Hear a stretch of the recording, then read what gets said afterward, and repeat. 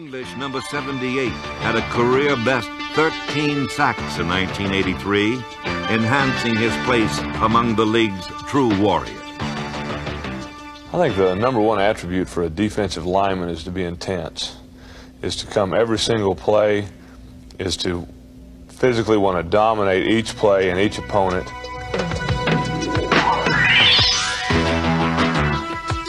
English's level of play is so consistently strong that he has become a perennial All-Pro, a fixture among the best defensive tackles in the NFL. Drafted as a tight end, the Buffalo Bills coaching staff quickly decided that his size and strength would be better suited for defense. Sestak became a starter at defensive tackle in the Bills' fourth realignment his rookie year. And until a series of knee injuries slowed him down, he played without parallel in the American Football League. His tenacious, hard-nosed play earned him the respect of all his opponents and peers throughout the league. On defense, Bill Arnsparger, Mike Scarry, and Tom Keene coached a unit that held opponents to 10 points or less 8 times. The man in the middle was 6 foot 5 inch, 260-pound All-Pro Bob Baumauer. Many consider him the best nose guard in the game today. Number 73 always finds a way to get to the ball.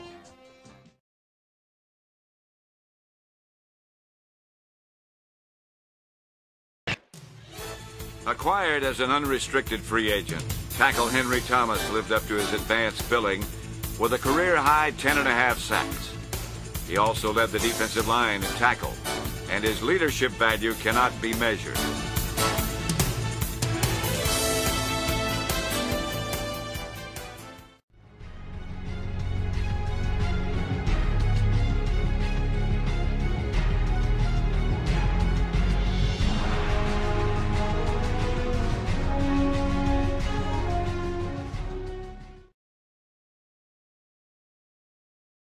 He was drafted in the 11th round in 1965 by the Dallas Cowboys.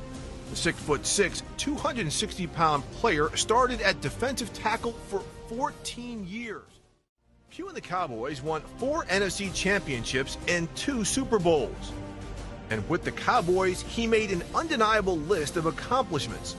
Although sacks were not recorded during his playing years, Pugh led the team in getting the quarterback on the ground each season from 1968 to 1973. His career sack totals would have been 95.5 sacks. He played for Dallas from 1965 to 1978. The pass-rushing prowess of Chris Jenkins garnered a Pro Bowl bid and a career-high 7 of Carolina's 39 sacks. And now he's sacked back at the 22-yard line. Rushed out of the pocket, and he's sacked again. Chris Jenkins got him this time. New York's most intimidating player may be its other Pro Bowl defender, 350-pound tackle Chris Jenkins. Chris Jenkins with the sack. What a great job by Chris Jenkins. Takes that little swim move, separates. Extremely talented. He's a good football player. I mean, he has potential to be a Hall of Famer. Just able to really create chaos at the snap of the ball just by how fast he's able to get off the ball. So fast, up and over the top, no shot. That's what makes Gerald McCoy such a great player. He is unbelievable quick. He's done a great job all day getting penetration, pure effort, disrupting blocking schemes. His explosiveness is just unreal. It's unreal. Gerald McCoy must be accounted for in any game plan. The fire that burned at the center of the defense was All-Pro tackle number 99, Jerome Brown. Jerome had this huge defensive tackle body, but he had the feet of a defensive back. The guy was so light on his feet. It was just hard to believe that a guy that size could go from here to there that quickly. He was just the chaotic, disruptive force up front. He could create gridlock along the line of scrimmage almost by himself. You were guaranteed to get 8, 9, 10 sacks from Jerome every year. the added push up the middle that gives the quarterback nowhere to step up, nowhere to go. You don't start 185 straight games on the defensive line without toughness and smarts. He is so good with his hands and his leverage, and he understands where he is in the block and how he can defeat it. I've seen him pick guys up that were over 325 pounds. He just lifted him up like he was a tiny little baby and carried him back to the quarterback and sat him gently in his lap. You kind of look at each other. Yeah, he must have said something real bad to him. You see him on film all the time, just pushing guards back all the way into the quarterback. And Justin Smith's going to get him and sack him. He is a big, strong, corn-fed guy, man. He's just a big, strong dude. Even when you know that bull rush is coming, you can't stop it.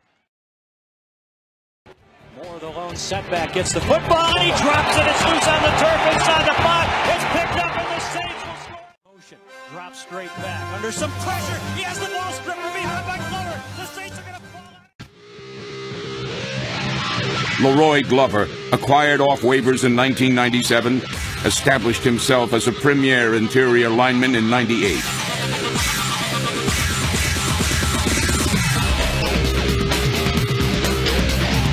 He led the Saints with 10 sacks, using a lightning-quick first step to burst through unsuspecting offensive line. Standing 6'3" and weighing 260 pounds, he dominated the line of scrimmage. As the nickname suggests, he could move people with ease once he got his large hands on them. He started his NFL career on special teams before playing his way into the starting lineup. He was selected to the All-Rookie team and played in 4 Pro Bowls, only missing 1 game in 9 seasons while anchoring the Chargers defense. In 1980, he was named the NFL's Defensive Lineman of the Year, finishing with 17.5 sacks, the most in Chargers history. During his career with the Chargers, he recorded 70 total sacks. The defensive rookie who made the biggest contribution, however, was number 75, Keith Millard. Last season, Millard's 11 sacks led the team and ranked him with the league's best pass rushers. The Vikes have returned to their infamous 4-man front with Maverick Keith Millard, number 75, its spearhead. I'm kind of a fired up, do my own thing kind of guy, say what's on my mind. Some players might think I have a big mouth. I just think it's the Irish blood in me. Millard led the team in sacks for the 2nd straight year as a key member of a defense that dealt in disruption. Arnie Weinmeister was one of the first defensive linemen to gain widespread popularity. When the All-American Football Conference folded in 1949, Weinmeister joined the NFL's New York Giants. Arnie Weinmeister was a unanimous All-Pro selection 4 consecutive seasons with New York. Intensity, bottom line. Never take a play off. He was incredibly strong.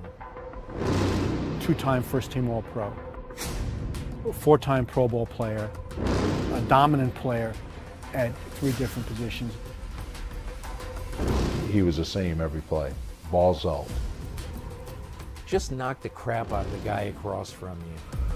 It was an incredible accomplishment to be dominant at 1 position in the NFL in your career, but to be dominant at 3 positions. He could disengage from a blocker better than just about anybody I've ever seen.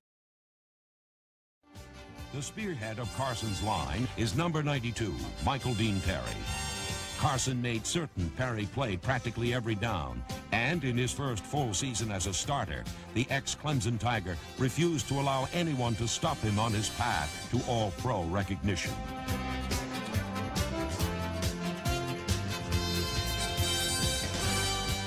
We're definitely aware of Michael Dean Perry. You know, we try to put our best blockers on him. We try to, make up schemes that we can take care of him, because this year he's done a tremendous job in penetrating and getting to the quarterback and causing all kinds of problems.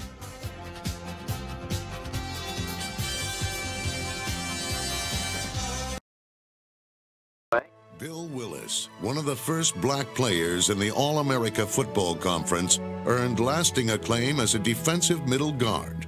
Willis played for the league championship in each of his 8 seasons with the Browns, and he is honored to be in Canton. It's a tremendous feeling. And of course, when you think of the reason why you're in the Hall of Fame. As the first Baltimore Colt to enter the hallowed halls of Canton, Art Donovan clearly left his mark on the game he loved. Donovan's play on the defensive line helped the Colts become a championship team. But it was Donovan's fun-loving personality that endeared him to fans. Extremely quick for his 300 pounds. Brown muscles through the Packer line to down Scar in this crucial play. Well, Roger was, probably 10 or 15 pounds north of 300. When he wanted to play, they couldn't block him.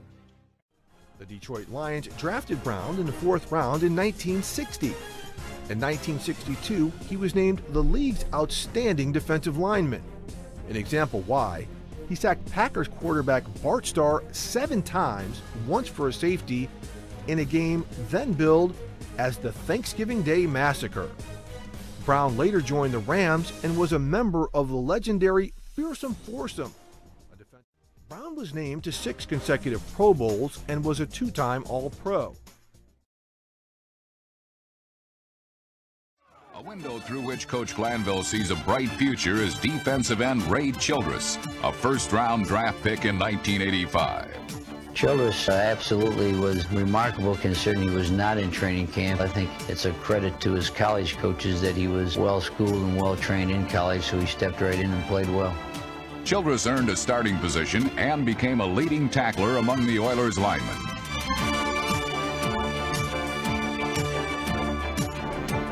Even on his back, the 6'6", 267-pound Childress could keep an eye on the ball carrier and reduce an opponent's running game to a study in frustration. Vince Wilfork is a 300-and-something-pound force. In a crowd of sometimes indistinguishable behemoths on the line of scrimmage, Wilfork stands out. He is so special. I think sometimes people see him in his size and they don't understand what a great athlete he is. He's very athletic. He can play laterally. He has good vertical speed and explosion. He uses his hands well. He's got very good balance. He's hard to knock off his feet, and he's a very instinctive player. They double and triple team him. So as a linebacker, I'm seeing what he's demanding and the attention he's demanding. And the first thing about Fletcher Cox is that people underestimate his size. Like, he's really one of the larger defensive tackles in this league. Fletcher Cox just blows up the play. He matches that size and strength with his quickness. He's able to get off the rock super fast, work whatever type of move he has to, and he's just a disruption offenses. He's not one of these big guys that wants to do all the spins and all. He's a big guy that's going to run through your face. He's going to play physical. He's going to do things the way that they love to do them in Philly. He's not fun to play against, man. He's able to just fly off the ball. And when you give a guy like that the ability to just come off the ball and jet straight up the field, it causes problems for offensive linemen. You are a one-of-a-kind player. You were bigger and stronger than most players ever thought you could be or thought anybody could be. You moved like a wide receiver. You're a former wrestler. You could move like a running back. You stopped the run. You rushed the passer. You were virtually unblockable one-on-one. They called you Mount Washington for a reason. As I had on the line with me, you tried to keep up with them and their status, even though I was no sack master. But with the linebackers I played with, you want to at least have the same amount of tackles as those guys. You're a 4-time Pro Bowler. You're a Super Bowl champion. In my opinion, you're the absolute greatest nose tackle to ever play. There's never been anybody even in the conversation with you, in my opinion. And I hope that someday there's a place for you in the Pro Football Hall of Fame, right? When he's inside a 3 technique, he's about as good as you're going to see. She's trying to get a rush on Burrow. They do! And smoke him at the 42-yard line. Chris Jones. Chris Jones, one of the best I've seen. He's one of the guys you can staple to the chest. Take your hands like you're a child, lift him up, and just move you to the side. Chris Jones on cue. Where it's just this overwhelming amount of power that you have to respect at all times. So much power but he has so much like speed and quickness as well. And so you go to block the guy and you're like, all right, he's gonna bull rush, but then he has these hands where he can lift guys' hands off of him. Chris Jones does such a nice job when he's lined up in that A gap. He's got such quick hands. He's able to get around those blockers quickly. When you walked into the stadium, the fans were ready. The energy, this was it. We had to go out there and win it. This was do or die for us. It's all us. Leave it all out here, dog. We can pick up the rest on Monday. The most dominant player for him has been the rookie Bryant Young as a defensive tackle.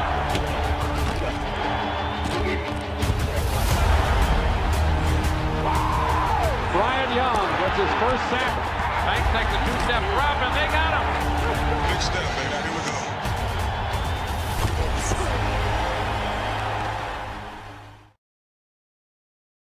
It's euphoria.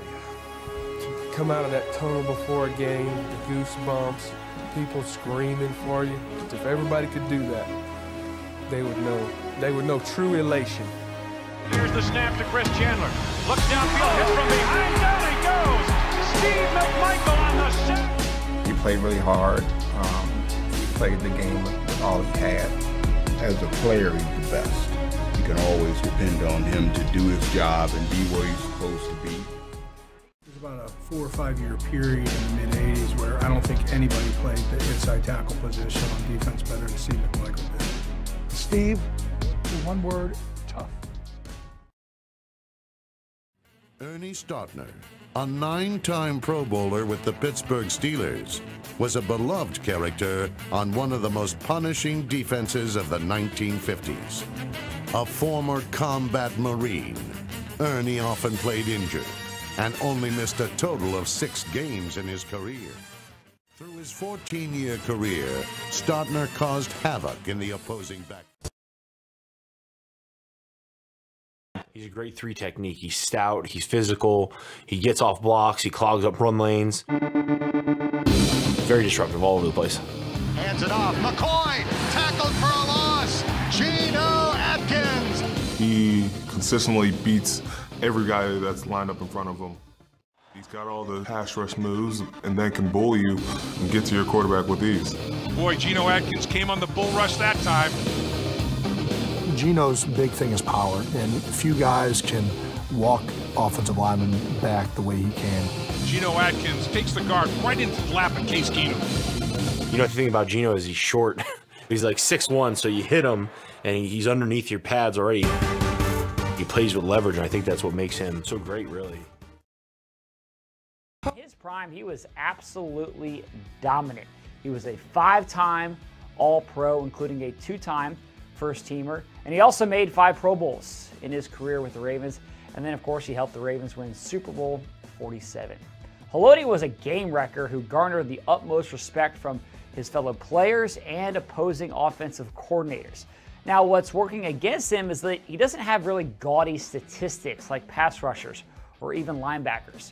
In his career, Nada has 32.5 sacks, 5 interceptions, and 7 forced fumbles. Those numbers don't jump off the page, but that's because so much of what Nada did was the dirty work in the middle of the defense, gobbling up blockers and stuffing the run.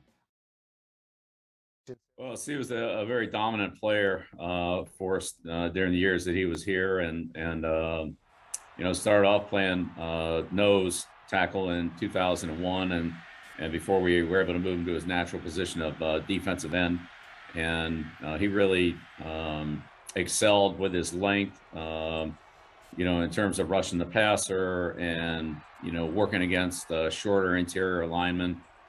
He had a tremendous athleticism to play on his feet, to play strong, and to play with a lot of length. And he was a very versatile player and a very productive player. And we still show a lot of clips of the way Richard did things as an example for our players to try to. Curly Culp burst on the NFL scene in 1968 as a defensive tackle for the Kansas City Chiefs. Relentless against both the run and pass, Culp anchored the Chiefs' defensive line for 7 seasons and was a key player on their Super Bowl IV championship team. I mean, he was quick. He'd been a championship wrestler in college. And so he knew leverages, he knew quickness, he knew all of these things. And he used that skill set to really dominate the line of scrimmage. In 1974, a blockbuster trade sent him to Houston, where he became the centerpiece of a defensive revival that saw the Oilers reach the AFC Championship in 1978 and 79. The other half of the Williams Wall, 2003 first-round draft pick Kevin Williams anchored the Vikings' formidable front. Come on, Kevin! Show him what you made of! Once Williams has his hands on you, you're going down, my man. I'm not a real excited guy, you know, but when we play on Sundays, I'm real excited. I play with my hair on fire. Harrington out of the shotgun on third down. Big rush, hit as he throws. Intercepted by Kevin Williams. And he's gone. He's to the 20, 10, touchdown. Henry was great quickness, and he was an NCAA championship wrestler. He was a world-class wrestler. But he had just extreme quickness. That's how he beat everybody. He didn't beat them with strength, but he would juke them a little bit and then. Known for his gentle nature off the field and toughness on it, Henry Jordan was a fixture on Green Bay teams that dominated pro football in the 1960s. A defensive tackle who specialized in pressuring the quarterback, number 74 helped lead the Packers to 5 NFL championships. Dog, his motor, bro, his motor just never stops. He just keep going, keep going, keep going. Who'd you liken it to? Anybody else? That has a motor like that? Yeah. I don't know. Cam motor is crazy. Cameron Hayward, son of former Pro Bowl running back Craig Ironhead Hayward, is the anchor of the Steelers defense. He has a tremendous bull rush. He might have the most devastating bull rush in the NFL. That's what makes him special. His one-arm stab is pretty impressive. I mean, it's been a couple times where he's just ran people smack over with that one-arm stab. The Steelers blitz. McCarron throws just before getting hit. Hayward power driving. A.J. McCarron to the turn. An intense competitor, Howie Long stalked NFL quarterbacks and running backs for 13 years. The 1986 NFL Defensive Lineman of the Year and member of the Raiders Super Bowl 18 champions, Long was one of the toughest players in the NFL. His speed helped him accumulate 84 career sacks. Howie Long is a game changer. You had to isolate him with multiple blockers. If you don't neutralize him in the middle, you can't get anything done. Go under by a push up the middle by Long, and he is sacked at the 15-yard line. He was the brute strength of the team. I think his power, his competitiveness. And Howie, of course, played everywhere along the line. He was a very versatile player. Karras was an inspiration to our ball club. He was the Johnny Unitas, the Jim Brown, the Doug Atkins of our team. He played and did not make mistakes, and that's what made him so great. He had that big body and kind of short legs, so his center of gravity was a bit lower than mine was, and that made him another challenge for me. I couldn't get down low enough and still remain mobile to stop him, so he was a handful. The 5-time All-Pro sat out the 1963 season when he was suspended for betting on games. Just his presence on the field is just dominant in itself. The last game of the year, I was walking past him. I'm like, dude, you should be playing basketball. This is ridiculous. He's going after the ball. He's causing turnovers. He's getting in the backfield. And I know some quarterbacks are scared of him. It just makes our job easier in the back end. Campbell finished tied for second in the league with 14.5 sacks.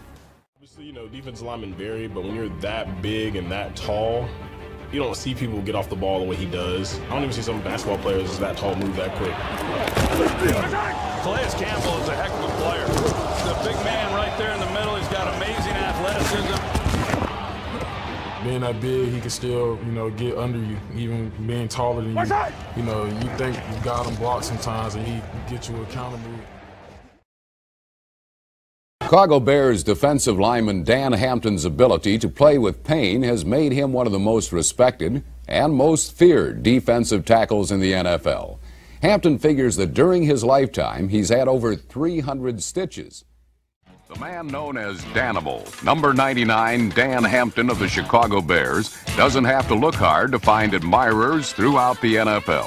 Everybody always looks at how he rushes the passer. That's great, he does. But he plays runs so well. He might play the run as good as anybody, any lineman. And he's capable of dominating a football game. In other words, if you get him in that situation enough and you can't get help on him, then he's going to kind of take over the game. He's a large human being. You know, he's tall, he's strong, and he's intense. As the foundation of the Bucs defense for 9 seasons, Leroy Selmon amassed 78.5 sacks and 6 Pro Bowls. He was very strong at the point of attack. 2 guys had to block him. He still made plays. He's one of those rare people that just had the gift of understanding what people were trying to do to him and beating them. I mean, he was as rare a football player as there ever has been in this league. And he caused the team to suddenly become great. By his 4th year, the clouds over Tampa Bay finally cleared. The Bucs defense was number 1 in the NFL. One of the few players to be named All-Pro on both sides of the ball, Leo Nomellini terrorized opponents for 14 seasons. His ferocious style on the field earned him the nickname Leo the Lion, which he carried into the world of professional wrestling.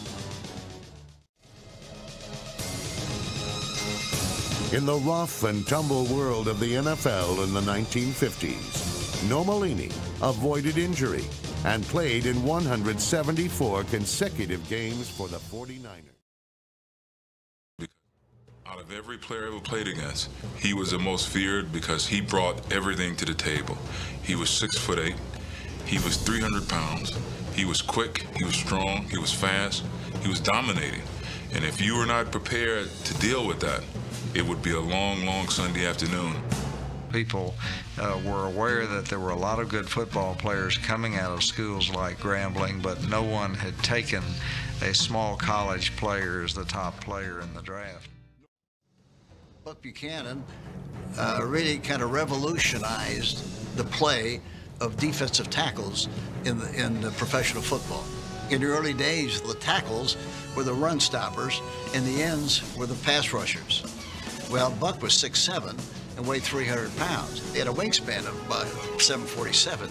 As a result, offensive linemen had a terrible time trying to block him. Ndamukong Suh is the toughest guy I go against.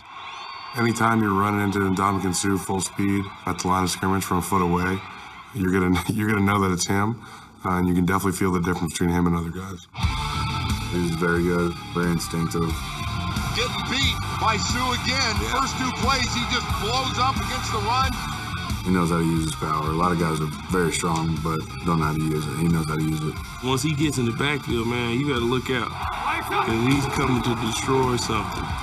He's in trouble. The count hit. He's going to go down. You can't expect the quarterback to be able to stand there. You have crowd noise. You have Suh, who's lining up and beating your guard on every play. You see guards getting just completely walked back into the QB or just flat backs, and you see that often. Defensive tackle Cortez Kennedy was one of the first 300-pound linemen who could sack the quarterback as relentlessly as he could stuff the run.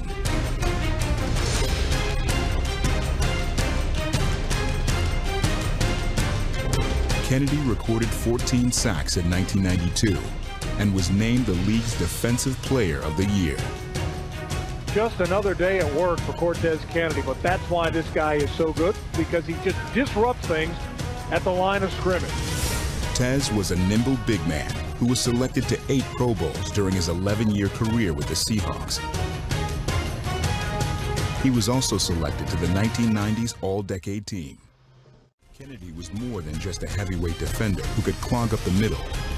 He was an important player in NFL history because he helped expand the possibilities for how a big-bodied interior lineman could be utilized. He might be the best interior pass rusher in the history of the National Football League. Pump fake, looking right, looking left. Sack at the 8-yard line. He was the quintessential undrafted talent for me. High motor, never took a play off. I thought he was the greatest defensive tackle of this era. And he was really, really quick and really difficult to block. And who would you guess would be in the middle of it? Johnny Randall. The double sack by Randall. Great play, John Randall. What he lacked in size, Randall made up for with sacks. Here's a guy that had 138, I believe, sacks as a defensive tackle, not as a defensive end. Hey, that don't leave a mark. History will never really give it its full due. Great defenses, to me, they start up the middle. And when you had 99 right there in the middle, wreaking havoc and just making life miserable on offensive lines, on quarterbacks, it was just a lot to deal with. Oh, he's sacked by Sam. 1999 was special. Every single game, there were moments where he dominated teams. Go down, sacked by Sam. Dominant, I think, is a word that's thrown around too often. There aren't too many people that dominate at the NFL level. He was dominant, and that year in particular. Fire will go down, sacked by Warren Sapp. I come back 99 and have 12 and a half sacks, and I said, you know what, right now is my prime chance to carve out my piece in the NFL. I can carve out my low legacy. I can carve out what people think of my playing career right now at this moment. Randy White was all monster on the football field. This ferocious competitor played 14 seasons and was named a first-team All-Pro 7 times. When you saw him on film, you would see offensive linemen slide to him, make sure that there were 2 guys on him. Most teams did that because once he got 1 sack and he was in your head as an offensive lineman, he would definitely get another and he would just physically pummel you. He had some of the quickest hands in the NFL at that time, particularly for a defensive lineman, where he would come and slap and swim to get to the quarterback.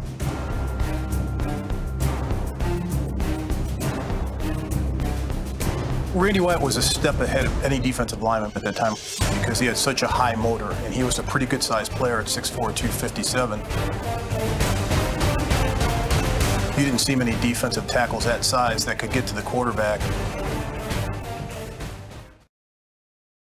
I guarantee you nobody ever kidded him about, being a photographer. When you have a guy that's that big and that much of a player, whatever he wanted to do, he could do it. Nobody could beat him off the ball. Centers would try to choke block him, and the guard would pull, and they couldn't reach him, and he'd be in the backfield and just cause so much havoc. Bob Lilly was the first draft choice in Dallas Cowboys history and the first Cowboy in the Hall of Fame.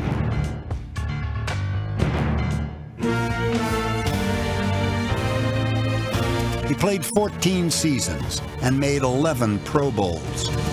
The only thing he didn't do was look the part. Had no muscle definition. He didn't have Popeye muscles and all those things. He was just an ordinary-looking person, and you really didn't think when you look at him that this guy was a football player. He never let up. He never eased up. He never took it easy. He was just there constantly. For a guy that weighed close to 300 pounds, he had great agility and great athletic instinct. He had a great head slap. He had put that right hand up against your ear hole on your helmet, so it was kind of half boxing match and half football. He had the ability to pull and move you pretty well, but he also had the ability to stay in place and take care of his position, his responsibility. So the combination of trying to get around a guy and still protect that territory is something he did very well. Merlin Olsen played in 15 seasons, made 14 Pro Bowls, and never missed a game. He was part of one of the most famous defensive lines in NFL history, the fearsome foursome. Joe Green's the most important player in the history of the Pittsburgh Steelers. Because you know, up until the moment he existed, it didn't exist before. We were no longer the jokes. And if you wanted to call us a joke, you could, but he's going to bloody your nose repetitively. Green played 13 seasons in Pittsburgh, voted to 10 Pro Bowls. He was the NFL's Defensive Player of the Year in 1972 and 1974 and led the Steelers to 4 Super Bowl wins. Good to see. You're one of the nicest guys that nobody ever wanted to play against. I mean, you had, and you'll back me up on this, you had, like, obviously the ability to destroy people straight ahead. Mm-hmm. But his first step quickness and ability, you put on some tape of this guy. Yeah. Tackles for losses were just a part of playing Pittsburgh, and it was him. Yeah. We used to say, as great as Lambert was, don't worry about Lambert. Get Joe, and we got to take our chances on Jack. Alan Page was born and raised in Canton, Ohio. As a teenager, he worked in construction and helped build the Pro Football Hall of Fame. In 1988, he was enshrined there. But nothing else about Alan Page followed a direct path. He revolutionized the defensive tackle position. When he came in, he said the coaches wanted him to kind of man this 1 square yard of space, his lane. He never found that particularly interesting. And so you'd see him going through all different kinds of gaps. You'd see him swimming around 2 defenders at the same time. You'd see him pulling different colored jerseys down, and maybe one of those guys had the ball and he'll sort it out afterwards. He looked just huge in uniform with those pads on. But out of uniform, he's a fairly skinny guy. He's run 1,000 marathons. You would not think that he was one of the greatest players in the history of the National Football League. He's been a beast since he stepped into the National Football League. If you look at his game, it's not only just pass rush. He's a beast in the run game. He chases the ball down. He gets tackles for loss. The moment you think you can just get big on him and be big, he's going to zoom right past you. He's gone. Aaron Donald just exploding into the backfield. He gets out the ball so fast, and he's so strong. He just manhandles offensive linemen. You can't block a one-on-one. I don't know why people try to. They played us, and Donald came through that line so quick, made the play, and just ragdolled the receiver. Just the things that he can do physically, the way he can take over a game, it's kind of a marvel to watch. Young guys watch him play, and I said, you know, the most dangerous thing you can do is watch that guy do what he does, because you can't do it. Try to be the best version of you, try to figure out what works for you, but don't watch that guy and think that you're going to be able to pull those things off. He does so many things at an elite level and makes him look easy that guys are like, oh, that looks pretty simple, but it's just not.